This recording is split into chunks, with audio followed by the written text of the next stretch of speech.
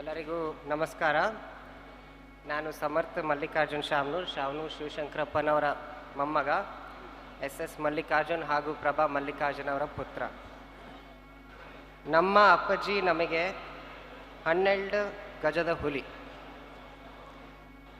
ತಾಳ್ಮೆ, ಸಹನೆ, ಆಮೇಲೆ ವಿಶ್ವಾಸ. ಅಪ್ಪಾಜಿನಲ್ಲಿ ಸಾವಿರಾರು ಗುಣಗಳಲ್ಲಿ ಈ 3 ಗುಣಗಳನ್ನ ಮಹತ್ವ ಅವರಿಂದ ಕಲ್ತೀನಿ. 3 ದಿನ ಹಿಂದೆ ನಾವು ಅಪ್ಪಾಜಿನ ನುಡಿ ನಮ್ಮ ಕಾರ್ಯಕ್ಕೆ ಗುರುಗಳನ್ನ ಕರೆಯೋಕ್ಕೆ ಹೋಗಿದ್ವಿ. ಅವಾಗೇ ಒಬ್ಬರು ಗುರುಗಳು ನಮಗೆ ಕೇಳಿದ್ರು, ನಿನಗೆ ಅಪ್ಪಾಜಿ ಯಾವಾಗ ನೆನಪಾಗ್ತಾರಪ್ಪ ಅಂತ. ನಾವು ಗುರುಗಳಿಗೆ ಅಂದ್ವಿ, ಬುದ್ಧಿ ನಮಗೆ ಬೆಳಗ್ಗೆ ಆಮೇಲೆ ರಾತ್ರಿ ನೆನಪಾಗ್ತಾರೆ ಬುದ್ಧಿ ಅಂತ. ಬೆಳಗ್ಗೆ ನಾವು ತಿಂಡಿ ತಿನ್ನೋಕ್ಕೆ ಅಡುಗೆ ಮನೆಗೆ ಬಂದಾಗ ಅಪ್ಪಾಜಿಗೆ ತಿಂಡಿಗೆ ಏನು ಮಾಡಿರಮ್ಮ ಅಂತ ಕೇಳೋದಾಗ್ತದೆ.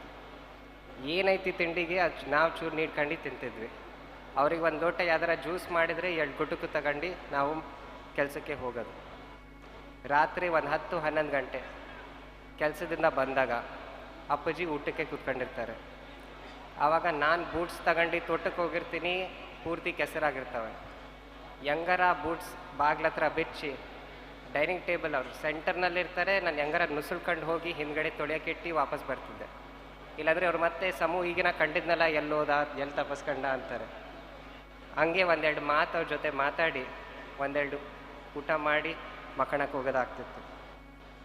ಸಂಜೆನೂ ಈಗಲೂ ದಿನ 7 ಗಂಟೆಗೆ ಅಪ್ಪಾಜಿ ಕಲ್ಲೇಶ್ವರ ಮಿಲ್ಲಿಗೆ, ನಮ್ಮ ಹಿಂದ್ಗಡೆ ಇರೋ ಮಿಲ್ಲಿಗೆ ಬರ್ತಾರೆ ಅಂತ ನಿರೀಕ್ಷಿಸ್ತೀನಿ.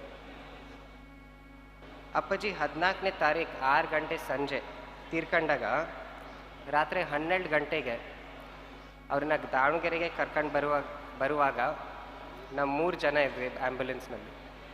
ಅವ್ರ ಗನ್ಮೆನ್ ಕರ್ಬಸಣ್ಣ, ಅವ್ರ ಸಹಾಯಕರು ರಮೇಶ್ ಅಣ್ಣ, ಆಮೇಲೆ ನಾನು. ಆ ಕೋಲ್ಡ್ ಬಾಕ್ಸ್ ಮೇಲೆ ಬೆಂಗಳೂರಿಂದ ದಾವಣಗೆರೆ ಒಂದು 4 ತಾಸು ತಲೆ ಇಟ್ಟು ನಿದ್ದೆ ಮಾಡಿದೆ. ಒಂದು 4 ತಾಸು ಕೊನೆಗರ ಅವ್ರ ತೊಡೆ ಮೇಲೆ ನಿದ್ದೆ ಮಾಡ್ದಂಗೆ ಆಯಿತು. ಅದು ನಮ್ಮ ಭಾಗ್ಯ. ಮಾರನೇ ದಿನ ಅಪ್ಪಾಜಿನ ಮನೆಯಿಂದ ಕರ್ಕೊಂಡು ಹೋಗುವಾಗ ನಮ್ಮ ಚೌಕಿಪೇಟ್ ಬಕ್ಕಪ್ಪ ಗುಡಿ ಸ್ವಾಮಿಯರು, ಆಮೇಲೆ ನಮ್ಮ ಹಿರಿಯಮ್ಮೆನ್ನೂರು ಕಲ್ಲಪ್ಪ ಮನೆದೇವರು ಸ್ವಾಮಿಯರು ಬಂದಿದ್ದರು ಅಪ್ಪಾಜಿನ ಕರ್ಕೊಂಡು ಹೋಗೋಕ್ಕೆ. ಒಬ್ಬರು ನನಗೆ ಲಿಂಗ ಪೂಜೆ ಹೇಳ್ಕೊಂಡಿದ್ರು, ಇನ್ನೊಬ್ಬರು ನನಗೆ ಚೌಕ ಹೆಂಗೆ ಕಟ್ಕೊಳ್ಳೋದು ಅಂತ ಹೇಳ್ಕೊಂಡಿದ್ರು.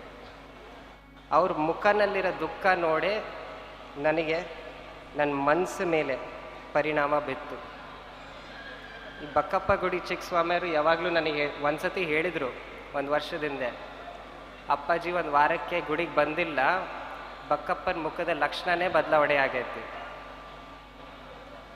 ಹಂಗೆ ಅಪ್ಪಾಜಿನ ಹೈಸ್ಕೂಲ್ ಫೀಲ್ಡು, ದುಗಮ್ಮ ಗುಡಿ, ಆಮೇಲೆ ಬಕ್ಕಪ್ಪ ಗುಡಿಯಿಂದ ಕಲ್ಲೇಶ್ವರ ಸಮಾಧಿ ಕರ್ಕೊಂಡು ಬಂದ್ವಿ.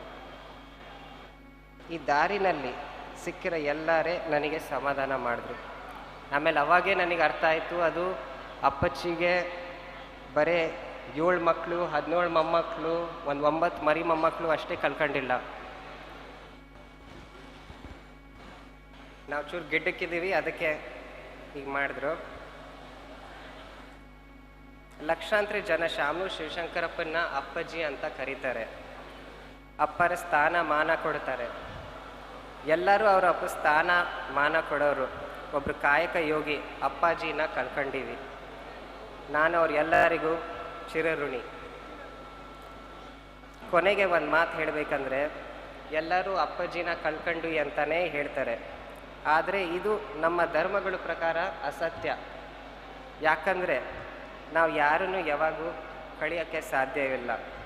ಅವರ ಮಾಡಿರೋ ಕಾಯಕ ಮುಖಾಂತರ ನಮ್ಮ ಜೊತೆಗೆ ಯಾವಾಗಲೂ ಇರ್ತಾರೆ. ಈಗಲೂ 2 ಗಂಟೆದಿಂದ ಎಲ್ಲರೂ ಊಟ ಮಾಡಿ ಹೋಗ್ತಿದ್ದಾರೆ. ಇದು ಶಿವಗಣರಾಧನೆ ಮುಗಿದ ಮೇಲೂ ಎಲ್ಲರೂ ಮನೆಗೆ ಹೋಗ್ತಾರೆ.